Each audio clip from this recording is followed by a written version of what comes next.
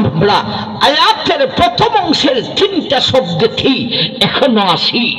আবার ভাই আরেকটু অ্যাডভান্স হই, এখন বুঝার দরকার আল্লাহ মদ জুয়া লটারি খেয়ে হারাম যে করেছেন, বিশেষ করে মদটাকে যে হারাম করেছেন, কোন কোন দিকে হারাম? শুধু খাওয়া পান করাটাই হারাম, না ক্রয় বিক্রয় করা হারাম? কোন কোন দিকে হারাম সেই কথাটা বুঝার দরকার। এখানে নবীজি কয়েকটা হাদিস দিয়া বুঝিয়ে দিয়েছেন। এটি হলো তাফসীরুল কোরআন বিল কোরআন। আমার ভাই জান, আসুন একটা একটা করে বুঝি। মদ যে হারাম, এটা কি কোন পরিমাণে হারাম? একটা কলস হারাম, না একটা গ্লাস হারাম, না কোন পর্যায়ের হারাম? পান করণ হারাম বুঝলাম, এই জন্য কি সামান্য পান করণ হারাম, নাকি আল্লাহর নবী আর ভাই বলেছেন কুল্লু মাসকারিন খামরুন ওমা আসকারা কাসিরুহু ফাকালিলুহু হারাম। নবী বললেন, এ আল্লাহ যে সূরা মায়দার 90 নম্বর আয়াতে মদটাকে হারাম ঘোষণা করেছেন। যেমন ভাবে একটা কলস হারাম, তেমন ভাবে একটা গ্লাস মদ পান করণ হারাম, তেমন ভাবে একটা ফুটা মদ পান করণ হারাম। ও দুনিয়ার মানুষ, এমনকি একটা ফুটাও নয় রে, আরো যদি কম হয়, শুধু আঙ্গুলের মাথার মধ্যে একটুখানি মদ লাগাইয়া জিব্রার আগার মধ্যে একটুখানি লাগাই দিছে। আমার ভাই নবী বলেন, একটা কলস যেই পরিমাণের হারাম, একটা গ্লাস যেই পরিমাণের হারাম, মদ আঙ্গুলের মাথায় ভিজাইয়া জিব্বার মধ্যে লাগাইয়া দেওয়ান সমান হারাম। আমার ভাই কি কি পর্যায়ের হারাম? মদ পান করণ হারাম বুঝলাম, এখন বুঝি আমি পান না করে আমি মদের দোকান দিব, মদের কোম্পানি খুলব, আমি এইভাবে খাইতাম না, মদ পরিবেশন কইরা দিব। আবার ভাইজান আরেক হাদিসে আল্লাহ রাসূল বলেন, লানাল্লাহুল খামারান শারিবাহাগ ওয়া সাকিয়াহাগ ওয়া বাইআহাগ ওয়া মুবতাহাগ ওয়া আশিরাহাগ ওয়া মুতাশিরাহাগ ওয়া হামিলাহাগ ওয়াল মাহমুলাতা ইলাইহি। নবী বলেন, ও দুনিয়ার মানুষ, আল্লাহ যে মদটাকে হারাম করেছেন রে, শুধু পান করাই হারাম নয়। যেমন ভাবে পান করা হারাম, তেমন ভাবে মানুষের মধ্যে মদ পরিবেশন করাও হারাম, মদ ক্রয় করাও হারাম, বিক্রয় করাও হারাম, মদের কোম্পানি খোলাও হারাম, মদের কোম্পানিতে চাকরি করাও হারাম, মদের দোকান দেওয়া হারাম, মদের দোকানে চাকরি করাও হারাম। এমনকি মদের দোকান বৈশাখ দুয়া কইরা কিছু হাদিয়া আনাও হারাম। এমনকি মদের বোতল গাড়িতে উঠাইয়া এক জায়গা থেকে আরেক জায়গায় নিয়া গাড়িওয়ালায় ওই মদের বোতলের ভাড়া নেওয়াটাও হারাম। একবার সুবহানাল্লাহ কইতেন না? আল্লাহর নবী কিভাবে ভেঙ্গে ভেঙ্গে বুঝাইতেছে।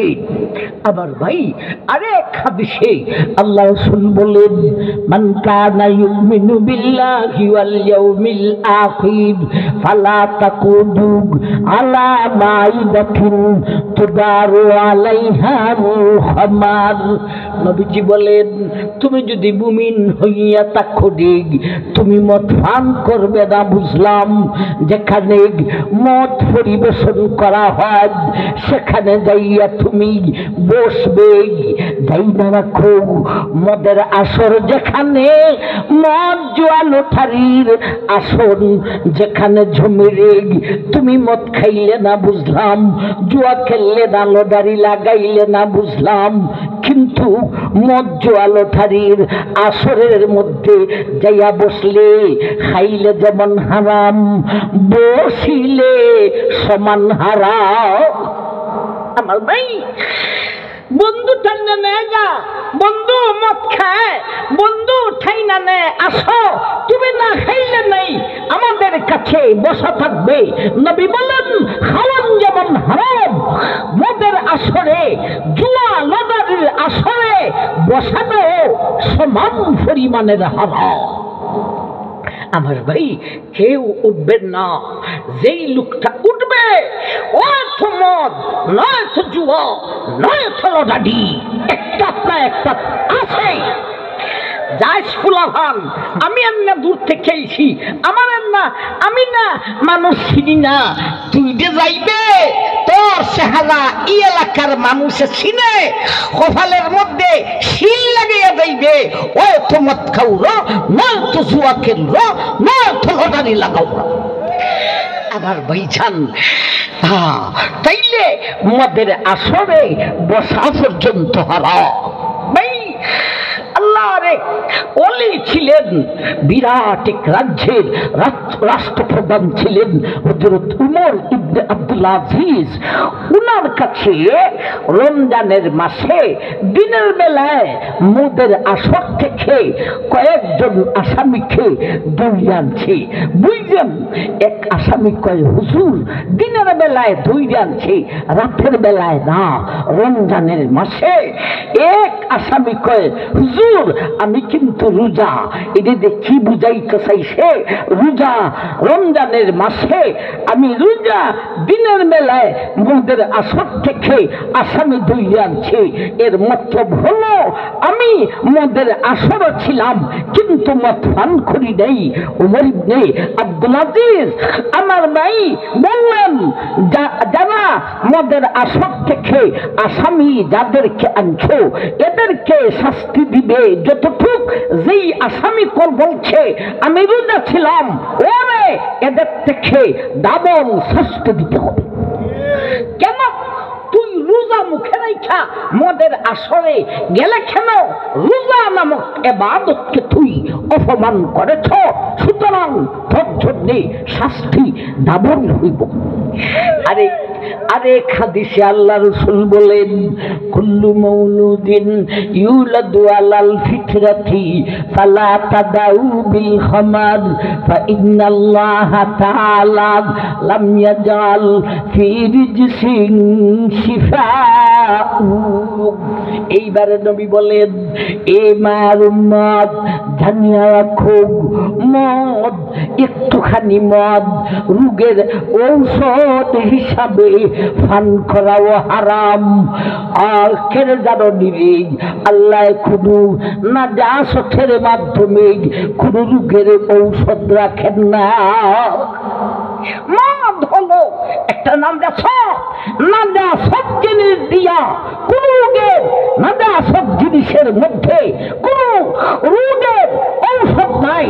সুতরাং আমার ভাই ঔষধ হিসাবে একটুখানি খাওয়াও হারাম। আল্লাহ জি হারাম ঘোষণা করলেন।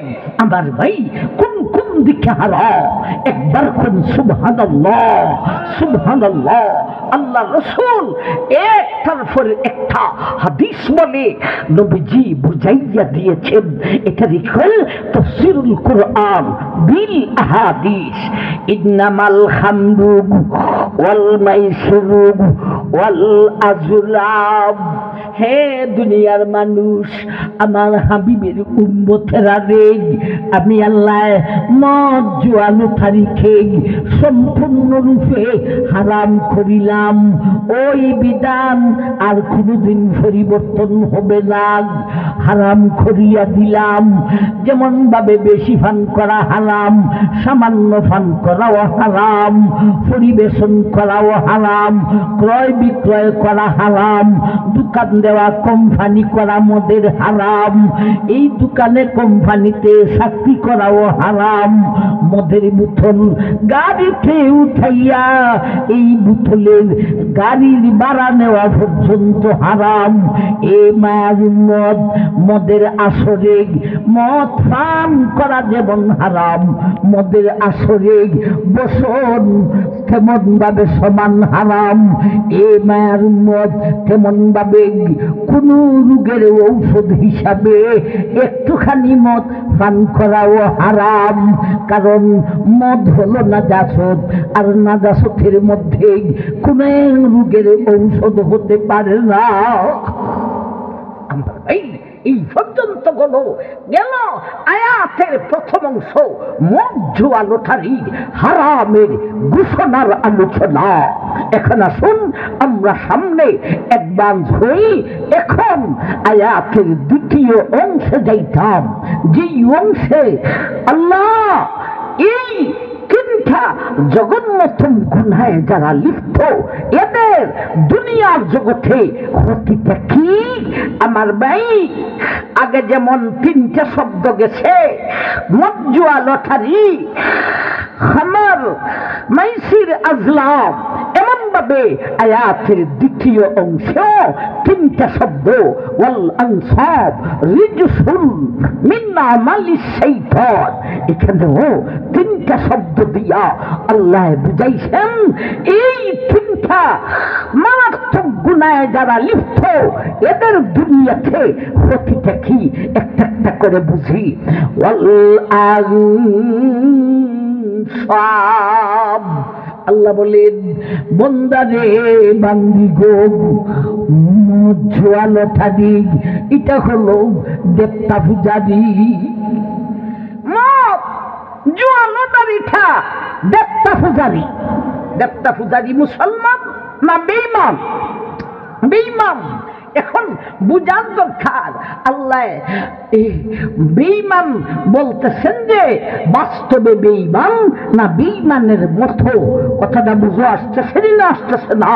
নবীজি হাদিসে তাফসীরুল কোরআন বিল আহাদিস হিসাবে হাদিসে বুঝাইয়া দিয়েছেন, একটা হলো বাস্তবে বেঈমান, আরেকটা হলো বাস্তবে বেঈমান নয়, বেঈমানের মতো।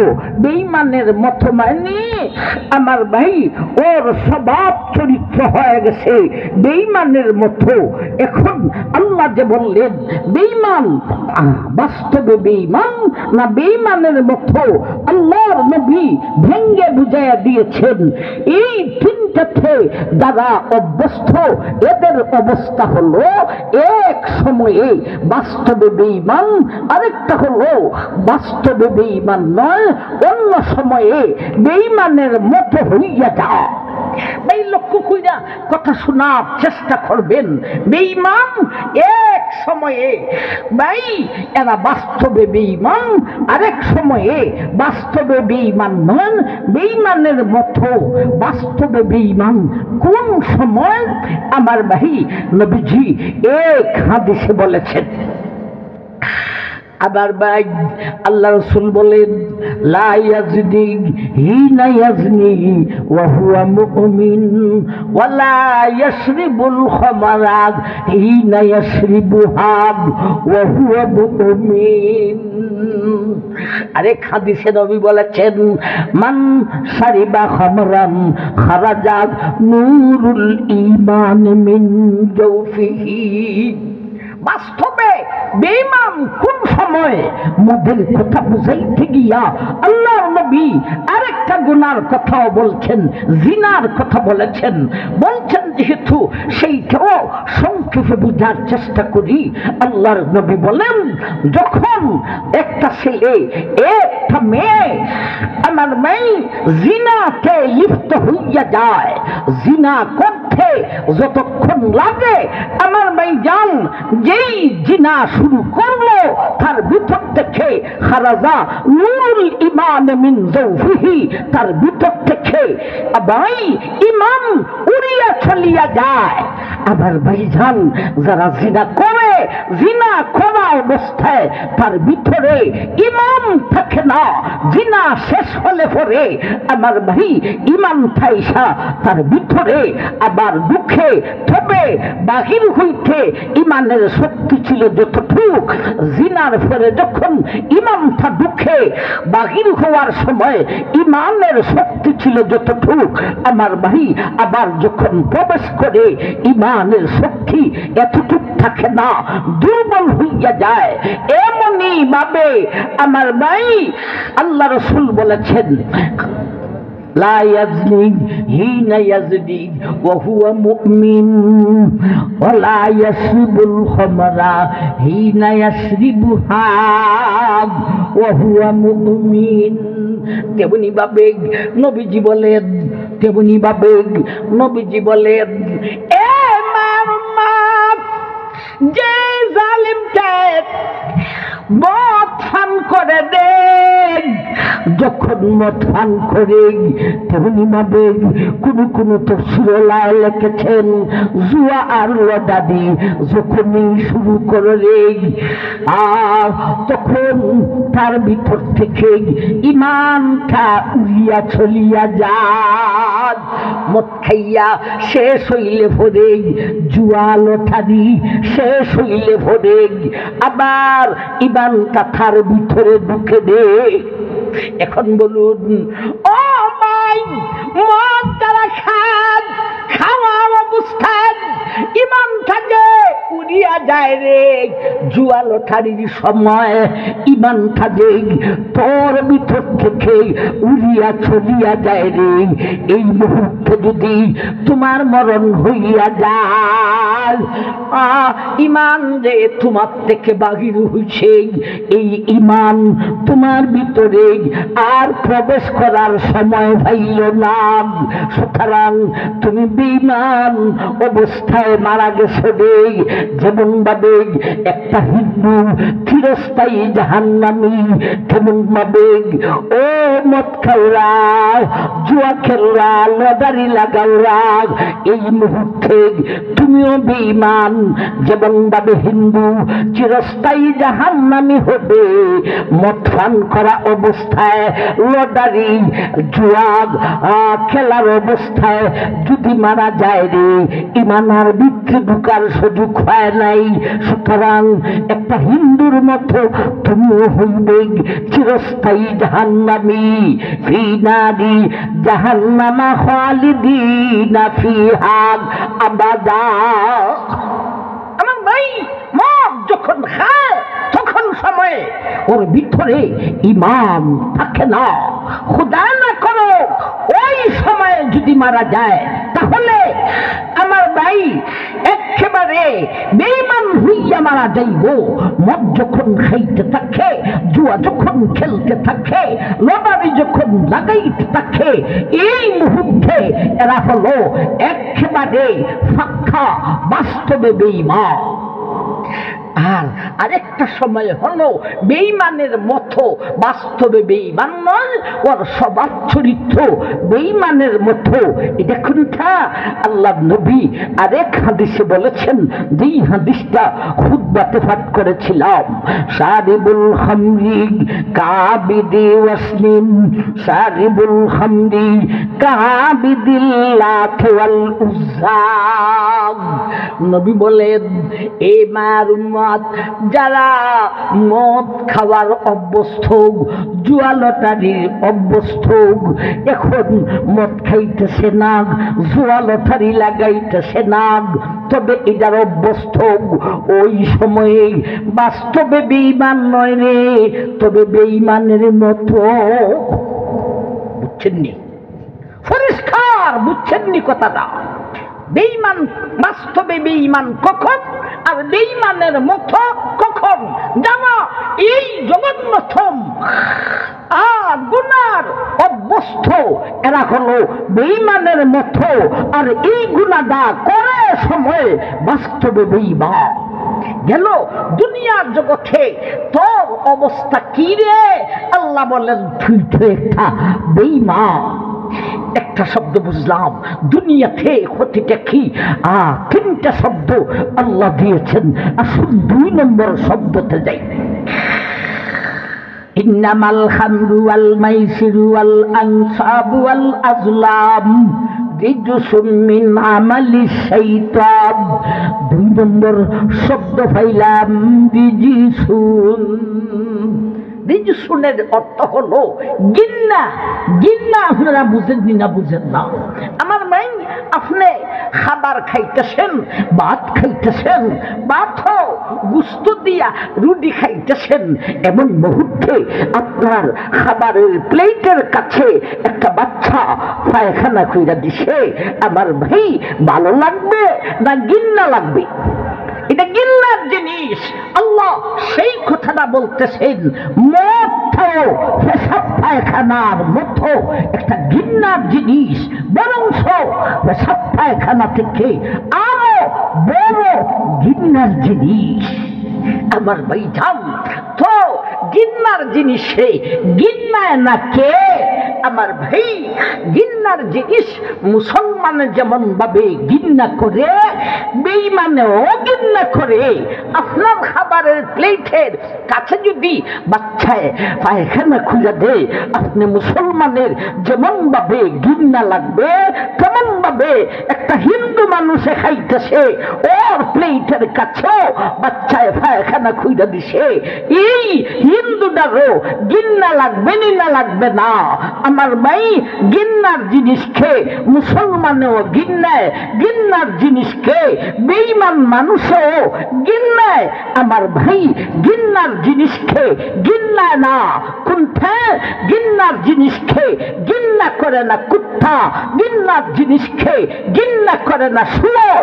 কুত্তায় মানুষের পায়খানা হইলে আরো সাথে সাথে খায়, আর শুয়োরের খামধ্য মানুষের মন খাওয়া। আল্লাহ রিজসুন শব্দ দিয়া কি বুঝাইতে চান? আল্লাহ বুঝাইতে চান, এ মক্কাওরা জানিয়া রাখ, আগে বলেছিলাম তুই বেঈমান, এখন আরেকটু অ্যাডভান্স হয়ে আমি আল্লাহ বলতেছি তুই খালি বেঈমান না রে, তুই একটা কুত্তা, তুই একটা শুয়োর। আমার ভাইজান, আমার পকেট থেকে কোনো কথা বলতেছি না, সরাসরি আয়াত আর হাদিস থেকে, আয়াত আর হাদিস থেকে বলতেছি। আল্লাহ আগে বলেছিলেন মদ খাওয়া রে তুই একটা বেঈমান, এখন বলতেছেন না রে তুই একটা কুত্তা, তুই একটা শুয়োর। এখন বুঝার দরকার, আগে যে বলছিলেন বেঈমান, নবী বুঝাইয়া দিচ্ছেন বাস্তবে বেঈমান না বেঈমানের মতো। এখন যে বললেন তুই একটা কুত্তা, তুই একটা শুয়োর, এটা কি বাস্তবে কুত্তা, বাস্তবে শুয়োর না কুত্তা শুয়োরের মতো? আমার ভাইজান নবীজি সাহাবায়ে কেরামদেরকে অতীতের একটা ঘটনা শুনাইছেন। ভাই আসলে এই মধ্যা লটারিতে যারা থাকে এরা বাস্তবে কুত্তা আর শুয়োর নয়, এরা কুত্তা আর শুয়োরের মতো, তবে বাস্তবে কুত্তা আর শুয়োর হওয়ার সম্ভাবনা আছে। নবীজি এই হাদিসটা বলার পরে সাহাবায়ে কেরামকে নবীজি অতীত যুগের একটা ঘটনা শুনাইলেন। ইন্না নাসান বাতু ফি দুফুফিন ওয়া গানাইন ওয়া শারাবিন ফাসবাহু কিরাদাতাম ওয়া খানাজির। নবী বলেন, এ সাহাবায়ে কেরাম, হে আমার মায়ার উম্মতে, এই জানিয়া রাখো অতীত যুগে রাতের বেলায় সারা রাত্রে একটা ঘরের ভিতরের দিকে দরওয়াজা বন্ধ করে নারী পুরুষ মিলে তবলা বাজাইছে, গান বাজাইছে, মদ খাইছে, জুয়া খেলছে, লটারি লাগাইছে, জিনাও করছে। সারা রাত্রি এইভাবে যাইয়া সকাল যখন হইছে দরজা খুইলা বের হয়েছে, কোনটা হইছে শুয়োর, কোনটা হয়ে গেছে বাস্তবে বানর, কোনটা বানর হয়ে গেছে বাস্তবে, কোনটা বানর হয়ে গেছে বাস্তবে, কোনটা শুয়োর হয়ে গেছে। সুতরাং মদ জুয়া লটারিতে যারা থাকে রে, এরা বাস্তবে শুয়োর আর কুকুর নয় রে, এরা হলো শুয়োর আর কুকুরের মতো, তবে বাস্তবে হওয়ার সম্ভাবনা রয়েছে। বাস্তবে বড় লেখার মুসলমান